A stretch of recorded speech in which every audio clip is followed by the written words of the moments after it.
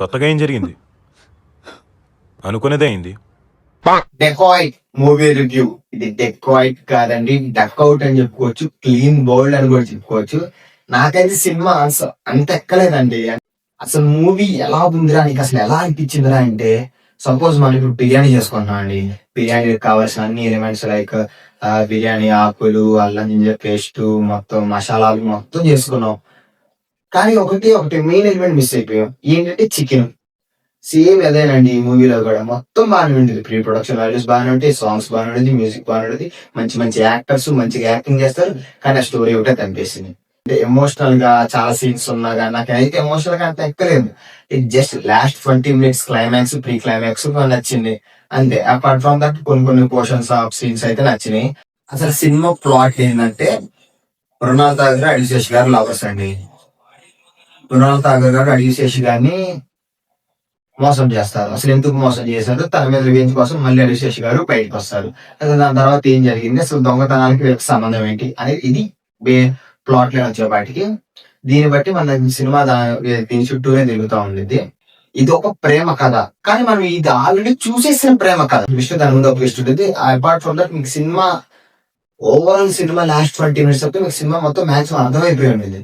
Main problem వచ్చింది అదొకటి. అసలు అడిశేష్ గారు ఈ సినిమా అసలు ఈ స్టోరీని ఎలా ఒప్పుకున్నారు అనేది నాకు కొంచెం సందేహం ఉంది. ఎందుకంటే మేజర్ లైక్ క్షణం, లైక్ గూఢచారి వంటి మూవీస్, ఒక థ్రిల్లర్ మూవీస్ మనకి ఇచ్చిన అడిశేష్ గారు కొత్త జోనర్ ఎందుకు సెలెక్ట్ చేసుకున్నారో నాకు ఇంకా అర్థం కాలేదు.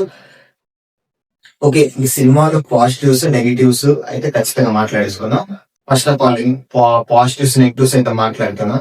ఫస్ట్ ఈ మూవీలో పాజిటివ్స్ చెప్పడానికి ఏంటంటే, వాళ్ళిద్దరు యాక్టింగ్, హీరోయిన్ గారి యాక్టింగ్. మృణాల్ ఠాగూర్ గారు అయితే అడిశేష్ గారిని మించి యాక్టింగ్ చేశారు. అంత బాగా యాక్టింగ్ చేశారు. తను చాలా బాగా మంచి యాక్టర్స్, కానీ ఈ మూవీలో కానీ చాలా బాగున్నారు అండ్ చాలా బాగా యాక్టింగ్ చేశారు. అండ్ ఎడిటింగ్ అండ్ మ్యూజిక్ ఈ మూవీకి మరో బిగ్గెస్ట్ పాజిటివ్ అని చెప్పుకోవచ్చు. ఆ ఎడిటింగ్ ఎవరు చేశారో కానీ, సీన్స్ చూపించే విధానం కానీ, అండ్ స్క్రీన్ ప్లే కానీ, నాకు డిఓపి గారు ఎవరైతే ఉన్నారో వాళ్ళు చూపించే విధానం చాలా బాగా నచ్చింది. అండ్ మ్యూజిక్ కూడా చాలా అంటే చాలా బాగా కొట్టారు. ఇంకా ఇవేనండి పాజిటివ్స్. ఈ సినిమాలో మెయిన్ పాజిటివ్స్ వచ్చేపాటికి ఇవే.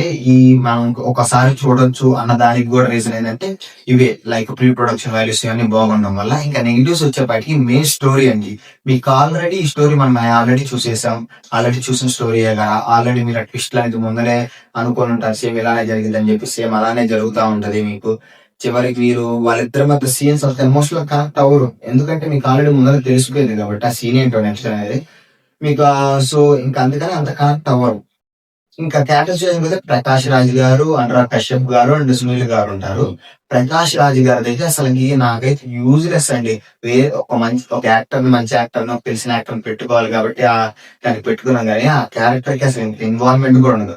ఇంకా సునీల్ గారు కూడా కామెడీ అంతగా ఉంటది, కానీ మూవీలో ఏదో ఇంకంతే తెలిసిన యాక్టర్స్, మంచి యాక్టర్స్ పెట్టుకుందాం అని చెప్పి మూవీలో పెట్టుకున్నట్టుండేది. ఓవరాల్ గా నాకు డెకాయిట్ మూవీ అనేది ఒక ఎక్స్పెరిమెంటల్ మూవీగా అయితే అనిపించింది అడిశేష్ గారి నుంచి. ఓకే, మీరు ఒక లవ్ చేసి, మీకు లవ్ ఉండి, మీకు లవ్ మూవీస్ బాగా నచ్చితే ఈ మూవీ కనెక్ట్ అవ్వచ్చు. నాకైతే పర్సనల్ గా అయితే కనెక్ట్ అవ్వలేదు.